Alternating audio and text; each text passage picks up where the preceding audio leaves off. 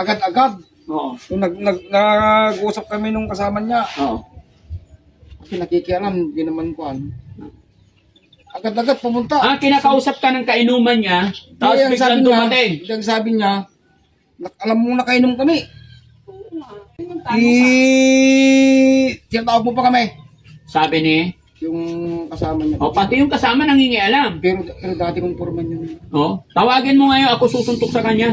Sabi niya, Hindi nga, ayaw ko ng ganyan. sabi niya susuntukin ko yung pagmumukha mo. Hindi, pag nakita ko ako susuntok. Ay po, sangalas ka ako. Sumusobra ka na pare ka ako. Subukan mo na ka ako. Nag-init ka na rin. Oo, nag-iinit, kakainitan yung usapan. Pumunta na si DJ.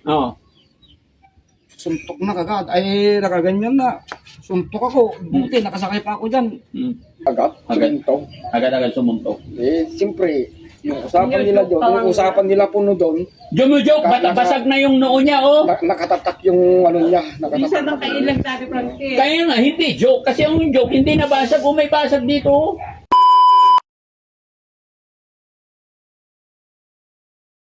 Nag-inom mo sila sa ibang bahay, Daddy Frankie. Tapos nung nag-ano ko sa tindahan, po ang binibili. Nakita ko doon. Dalawa lang kami ni Oliver. Siyempre, naano naman ako, baka makonfine. Sino magbabantay pagka bibili ako ng gamot? So, paano simulan nyo? Ba't umabot sa puntong nagsuntukan kayo? Ayun ko pa eh.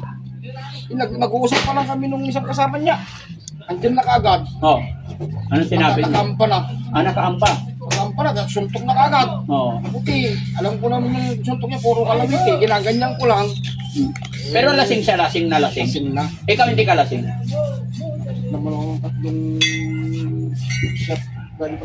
May nakita ko dyan ako na eh. Nakashot ka rin. May nakita sila dyan. Abang kumakain, ay pagpagana ng kain ka ako. Nakita ako ng kanta, mga tatlong shot na. Okay lang yun kung away lasing lang. Parang ganun. Wala naman na sa akin yun.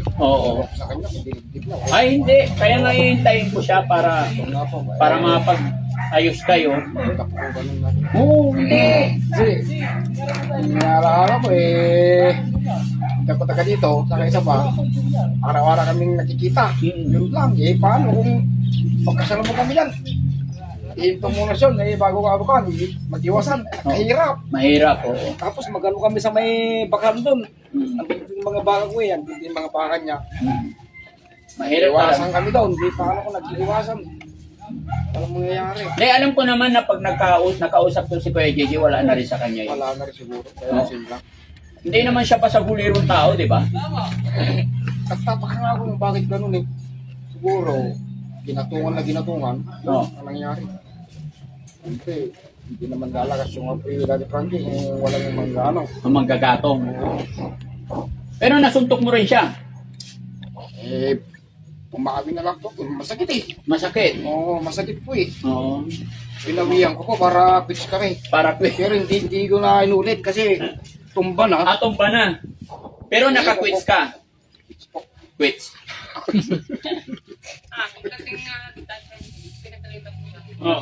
Ako pa pinagalitan. Paano mo nalaman? Kung pinagalitan na, paano mo nalaman? Nalaman mo agad na nagsuntukan sila.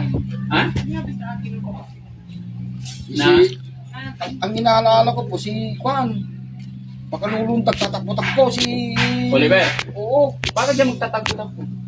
Anto nga po nakasakay po nga dyan. Hinihintay lang kami. Binintay ako kami ganyan. Pagkatapos nun, itinakbo ko na. Wala na naman. Mabuti nung nasuntukan niya, na-drive mo naman siya. Si Kuya Oliver. Ay, hindi. Okay lang po. Kasi hindi naman yung parang ano lang. Saktong lasing lang. Pag ano lang yung van, pag ano lang yung suntok. Yun, sa bagay, yung away lasing, parang dukit-dukit lang.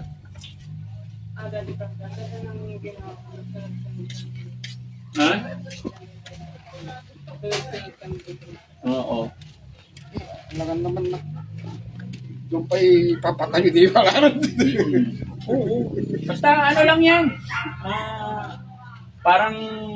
Parang bagyo lang na dumaan or parang hangin lang na dumaan. After nun, wala na. No? Opo. Kaya hihintayin ko talaga siya. Ako, salamat nga po kung ganun. Hihintayin ko, hindi ako aalis hanggat hindi ko kayo mapagharap-harap. Talagang mahirap. Ayos. Mahirap po yung pagalitan ko. Nag-iwasan kami. Tanungin ko kung Kano kinaiingit? kung anong kinakaingit ni. Ikaw naman, kung anong problema. Kung anong problema? Hindi yung inggit ka nga. Hindi, sabi ni Nanay Ansing kasi, nararamdaman daw niya na parang naiingit na si Kuya JJ, kaya parang may galit na daw siya.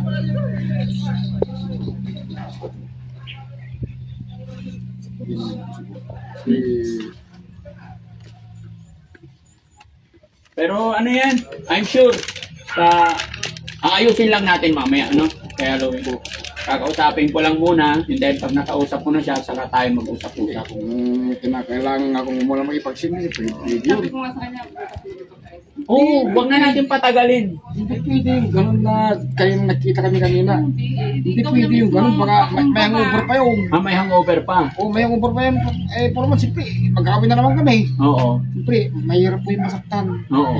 Talagang Hindi. napakahirap. Pag nandito ako, okay lang ako nasa gitna. Para pag bumitaw ang isa, sasaluhin ko na lang. Pag bumitaw ang isa, sasaluhin ko na lang. ikaw yung natawa. Walang problema. Basta maging maayos kayo. Kaya hindi naaabot yan. Pagka nagsupla, isang hawak ko lang dyan, hindi na yan magpapang-abot. Di ba? Parang ikaw si Bonbon. Oo, walang problema. Inaano ko lang po, Ate Frankie kagabi, Oh, parang napagplanuhan eh. parang napagplano. Oo, parang ang ganun. Agad-agad. Bakit mo nasabing pa? Nasa sitwasyon kasi, bakit? Oo. Nasa sitwasyon. Oo. Agad-agad. Oo. Nung nag-uusap kami nung kasama niya, Oo. kasi nakikialam, hindi naman kuhan. Agad-agad pumunta. Kinakausap ka ng kainuman niya, tapos Ang biglang dumating. Ang sabi niya, alam mo nakainom kami. Tinatawag mo pa kami. Sabi ni, Yung kasama niya. pati yung kasama nangingialam. Pero dati kong foreman yun. Tawagin mo ngayon, ako susuntok sa kanya. Sabi niya, Hindi nga, ayaw ko ng ganyan. sabi niya susuntukin ko yung pagmumukha Hindi, mo. pag Sabi sa nakita akin. ko ako susuntok. Ay, sangalas ka ako. Oh. Sumusobra ka na pare ka ako. Subukan mo na ka ako. Nag-init ka na rin. Oo, nag-iinit, kakainitan yung usapan. Pumunta na si DJ. Oo. Suntok na kagad. Ay, nakaganyan na. Suntok ako. Buti, nakasakay pa ako dyan. Mm. Wala na to ka ako. Sigurado ito. Palaging ganun na. Siyempre, kung nahawakan ako, nahawakan ako, nasuntok ako, kaso, dalawa na sila. Sino humawak sa'yo? Dalawa, hindi ko na matanda, pero yung kasama niya, nagkaganyan pa rin ako, hindi na ako lumapan doon. Pero palagay mo pinagplanuhan. Kasi, bakit agad-agad? Agad-agad na ganun ang reaction niya. Agad-agad na nanununtok si Kuya JJ. Oo, hindi naman ganun. Hindi siya ganun. Hindi siya ganun. Pero okay lang yan. Kuya Louie, hihintayin ko siya. Kahit abuti ako alas 10 ng gabi dito, basta hihintayin ko siya. Dito nga po, nagginawang kamar ito, yung kapitbahay namin. Tangina mo, sabi niya, pinagmumura, wala man lang siya masabi. Yung ang committee dyan sa kabila, pinaghabol pa ng itak, takbo lang. Ewan ko bakit ganun ang nangyari kagabi. Tapos kagabi naging matapang. Kaya nga, kaya nag-isip pa ako na pinagpupintan ko na ako doon. Pinagpupunin. Habang nagiinuman sila, ikaw pulutan nila. Ewan ko kung anong pinag-aanuan niya. Kasi, nung panahon ng pag-anuan ng kwan, nakapagsalita ko noon. Nung pagtatabas ng kawayan. Noon, kaya siguro ang kwan, inisip. Paano ka napagsalita? Anong tinatanggal yung kawayan? Oo. Ano ba sinabi mo nun? Bro, basta grisat ko na, pagpantang mag-hirap. Ayun. Ayun, nagpalitan ko na yun. Wala ba lang siya ba? Tapos yung bintahan na ng kawayan. Hindi, wag kang mag-alala, Bayaw. Ano lang, ikaw ba, manahimik ka lang dyan. Ayusin ko, Bayaw. Pag-uusapin ko. No? Kasi, nakakailang po eh. O tsaka, kayo lang magkatabi dito. Saan ako dadaan? Kayo lang magtutulungan. Diyan. Oo nga po, yung gano'n ang sabi ko. Kayo lang magtutulungan. Kasi- Hindi, wala kang alalahanin. Napakabait din ni Kuya JJ. Mabait yan. Ano lang, tama yung sinabi mo, baka naging pulutan ka lang, nasulsulan ka lang. Naging kon lang po yun. Pagdating natin doon, akong bahala, sabi naman Oo. yung dating foreman ko. Hmm. Ano yun, yung dating puriman mo, ano lang yun, alak lang siguro. Pero alam ko na, mababait yung mga lakay natin dito, okay na yung amin. Hindi ko nga Pwede ba yun? Mura yun. Magagalit sila? Yung napininta, kuya, yung tinanggal dyan. Diyan yung usapan namin, kalabing maghati-hati kami. Tapos, siyang naghanap ng buyer. Hmm.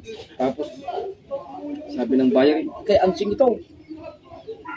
Sige, kunin ko na. Sabi naman ni DJ, ibigay ko na lang kay ansing.